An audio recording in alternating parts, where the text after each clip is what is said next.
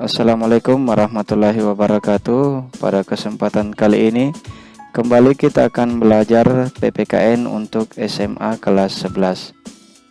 Untuk materi pada pertemuan kali ini yaitu hak asasi manusia yang ada pada bab yang pertama. Tujuan pembelajaran kita pada pertemuan kali ini yang pertama adalah menghargai hak asasi manusia berdasarkan perspektif Pancasila sebagai anugerah Tuhan Yang Maha Esa.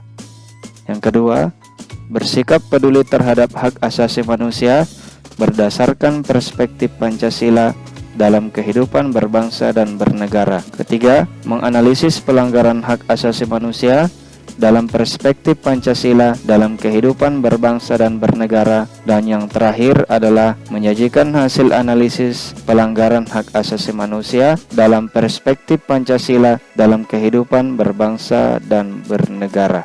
Jadi saya berikan di awal dulu, ketika saya mengucapkan kata hak asasi manusia, maka izinkan saya untuk menyingkatnya dengan istilah HAM. Oke, jelas ya? Iya. Kita skip ini. Ya, kita masuk di konsep hak dan kewajiban asasi manusia.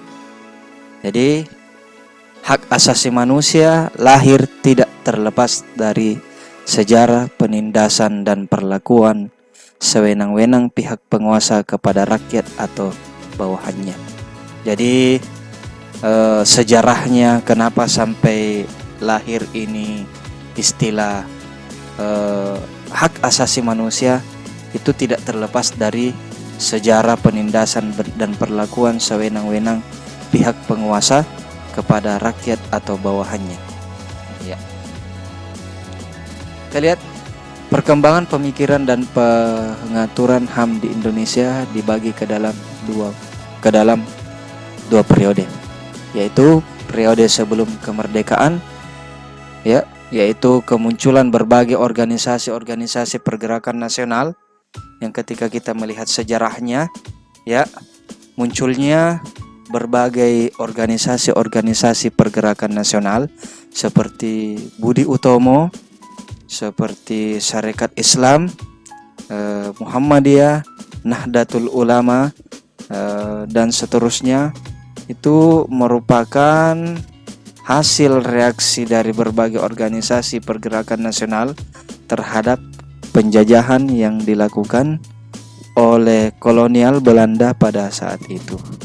Dan dimana ketika kita berbicara tentang penjajahan, maka itu merupakan suatu bentuk pelanggaran hak asasi manusia. Kemudian perkembangan pemikiran selanjutnya tentang HAM yaitu periode sesudah kemerdekaan. Berbicara tentang sesudah kemerdekaan, maka dia terdiri dari 3 periode sampai saat ini, yaitu periode pada masa Orde Baru, Orde Lama, Orde Baru, dan sampai saat ini adalah Orde Reformasi. Konsep hak dan kewajiban asasi manusia. Ya, kita lihat di sini legitimasi hak asasi manusia di Indonesia secara formal tercantum dalam Undang-Undang Dasar Negara Republik Indonesia tahun 1945 dan Maklumat Pemerintah pada tanggal 3 November tahun 1945. Legitimasi yang dimaksud di sini pengesahan, ya, pengesahan atau sahnya hak asasi manusia di Indonesia secara formal atau secara tertulis tercantum dalam Undang-Undang Dasar Negara Republik Indonesia tahun 1945 dan Maklumat Pemerintah tanggal 3 November 1945. Ya. Next. Kita lihat pada periode tahun 1945 sampai tahun 1959, Indonesia ikut serta menandatangani dan mengesahkan atau meratifikasi. Ananda sekalian, saya perlu ingatkan bahwa ketika kita belajar pendidikan Pancasila dan kewarganegaraan atau PPKN, akan banyak istilah-istilah yang akan kita temukan yang seperti ini. Ya, istilah-istilah ilmiah yang tadi kita lihat ada istilah yang dinamakan dengan legitimasi. Ya, legitimasi artinya disahkannya atau pengesahan. Ada juga istilah maklumat, dan sekarang ada istilah meratifikasi. Ratifikasi artinya di sini adalah mengesahkan. Saya ulangi, pada periode 45 sampai 59 Indonesia ikut serta menandatangani dan mengesahkan 2 konvensi HAM internasional, yaitu Konvensi Geneva dan Konvensi tentang Hak Politik Perempuan, tentunya di luar negeri. Iya. Terdapat pula Rencana Aksi Nasional Hak-Hak Asasi Manusia atau RANHAM, adalah dokumen yang memuat sasaran tentang HAM, strategi, maksudnya strategi penegakan HAM, dan fokus kegiatan prioritas Rencana Aksi Nasional HAM di Indonesia. Kita lihat di sini ada gambar seorang tokoh yang merupakan, siapa namanya? Iya, beliau adalah John Locke yang berkebangsaan Inggris. Ya, beliau mengemukakan pendapatnya bahwa manusia memiliki hak kodrati.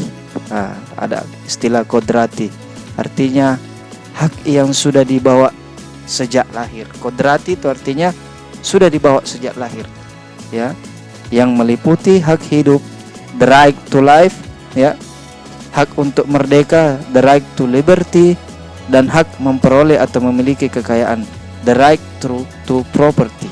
Ya, setiap orang berhak untuk hidup, itu jelas, ya, karena menghilangkan nyawa merupakan pelanggaran dari hak asasi manusia. Dan kemudian ketika menghilangkan nyawa atau dalam lebih detailnya melakukan pembunuhan, tentunya akan mendapatkan sanksi berupa hukuman. Ya, setiap orang juga itu hak kodratinya adalah berhak untuk merdeka. Ya, the right to liberty. Ya, setiap orang berhak untuk merdeka. Merdeka artinya bebas. Ya, bebas untuk memilih pekerjaan, bebas untuk memilih pendidikan. Ya, tapi kebebasan yang dianut dalam negara kita adalah kebebasan yang tak terbatas. Artinya kebebasan itu kita diatur oleh peraturan negara dan norma-norma yang hidup dalam kehidupan bangsa dan negara kita. Dan setiap orang mempunyai hak kodrati dalam konteks hak memperoleh atau memiliki kekayaan. Ya, di dalam agama kita pun, ya, kita dianjurkan, ya, kita diperbolehkan dan tidak dilarang untuk kaya. Silahkan kaya, tetapi ya di jalan yang benar. Jangan mau kaya yang menghalalkan segala cara, itu juga tidak benar. Oke, next. Kita lihat konsep hak dan kewajiban asasi manusia. Jadi macam-macam hak asasi manusia mencakup, yang pertama, hak asasi pribadi. Ya, hak asasi pribadi. Ya, hak asasi pribadi. Contohnya, ya, kita ya berhak untuk memiliki kekayaan, ya, kekayaan pribadi, kepemilikan pribadi, ya, dan seterusnya. Kemudian hak asasi politik. Ya, hak asasi politik artinya setiap orang itu berhak untuk memilih dan dipilih. Memilih artinya siapa yang ingin dia pilih untuk menjadi wakilnya di pemerintahan atau menjadi pemimpinnya, ya. Bahkan ketika dia berkompetensi, dia juga berhak untuk dipilih untuk menjadi seorang pemimpin atau wakil rakyat, ya. Kemudian hak asasi ekonomi. Ya, hak asasi ekonomi. Ya, setiap orang berhak untuk melakukan kegiatan ekonomi yang tentunya untuk memenuhi kebutuhan kesehariannya. Nah, hak asasi hukum. Hak asasi hukum artinya hak perlindungan dalam hukum, hak untuk memperoleh keadilan dan pelayanan hukum. Ya, hak asasi sosial dan budaya. Ya, hak asasi sosial, ya, artinya memperoleh kaitannya dengan hukum, memperoleh keadilan, kemudian bersosialisasi, membentuk kelompok, berorganisasi, itu merupakan hak sosial dan berkebudayaan yang tentunya di negara kita mempunyai begitu banyak kebudayaan. Kemudian hak asasi dalam tata cara peradilan dan perlindungan. Oke. Bagaimana kemudian ciri-ciri khusus hak asasi manusia? Yang pertama, ciri khusus hak asasi manusia adalah hakiki atau dasar, atau kodrati. Artinya kita bahas tadi bahwa dia sudah ada sejak lahir, telah dimiliki. Kemudian ciri khusus hak asasi manusia yang selanjutnya adalah universal. Artinya universal adalah berlaku untuk umum secara keseluruhan. Hak asasi manusia, hak asasi untuk hidup itu diakui di negara Indonesia, begitu pula dengan di negara lain. Hak untuk mendapatkan pekerjaan yang layak diakui di negara kita di Indonesia, juga diakui oleh di negara-negara lain. Hak untuk memperoleh kekayaan juga diakui di negara kita dan begitu pula di negara-negara lain. Kemudian ciri khusus HAM adalah permanen atau tidak dapat dicabut. Artinya dia tetap tidak dapat dicabut. Contoh misalnya hak untuk hidup, dia permanen, ada pada setiap orang dan tidak bisa dicabut atau tidak bisa dihilangkan oleh siapapun, baik oleh seseorang bahkan negara sekalipun. Nah, ketika yang satu ini dilanggar, maka tadi saya katakan akan diberikan sanksi berupa hukuman, karena ada yang mengatur di sini. Kemudian tidak dapat dibagi. Konsep hak dan kewajiban asasi manusia. Kita masih seputar konsep ya.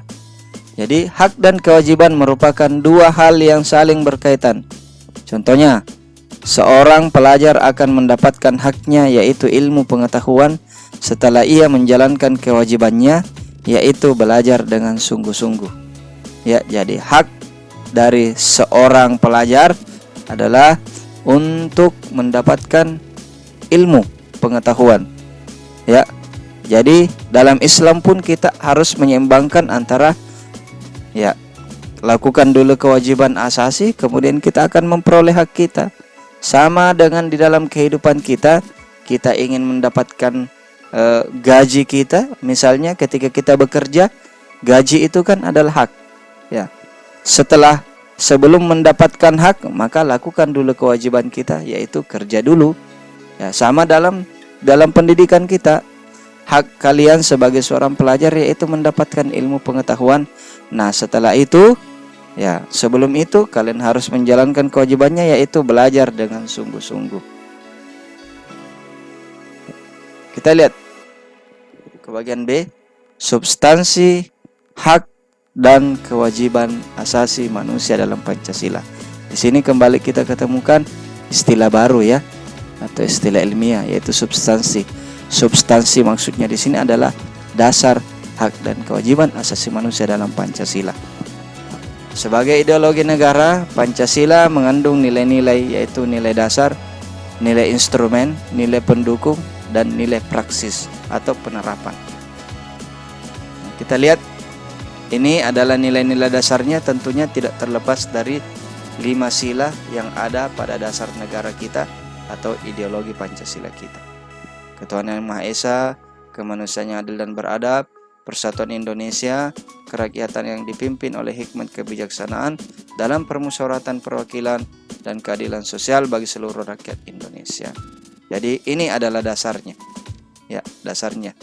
Jadi pelaksanaan hak asasi manusia di Indonesia harus berdasarkan dari 5 nilai-nilai dasar ideologi negara kita.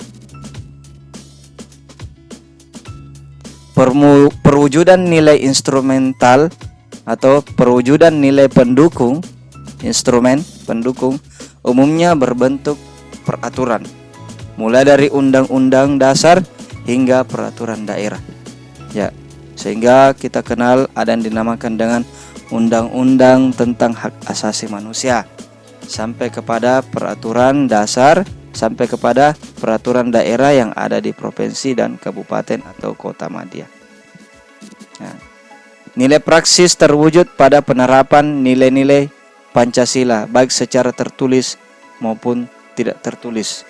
Ya, jadi penerapan nilai-nilai Pancasila ya dalam konteks hak asasi manusia, ketika kita, contoh misalnya, ketika kita tidak mengganggu, ya, saya ulangi, dalam sila pertama yaitu ketuhanan yang Maha Esa, ya, dalam kaitan contohnya misalnya, ketika kita tidak mengganggu pemeluk agama lain dalam hal mereka melaksanakan ibadah mereka, maka kita sudah melaksanakan nilai praksis hak asasi manusia dalam konteks nilai-nilai Pancasila. Baik, sampai di sini pembahasan kita. Semoga apa yang kita pelajari pada kesempatan kali ini bermanfaat untuk kita, orang di sekitar kita, dan tentunya kepada bangsa dan negara kita. Tak henti-hentinya saya menyampaikan bahwa jangan berhenti belajar PPKN, karena belajar PPKN itu mengasihkan, asik dan keren. Semoga bermanfaat. Kita tutup dengan ucapan hamdalah dan doa kafaratul majelis. Alhamdulillahirabbil alamin. Subhanakallahumma wa bihamdik asyhadu an la ilaha illa anta astaghfiruka wa atubu ilaik. Wassalamualaikum warahmatullahi wabarakatuh.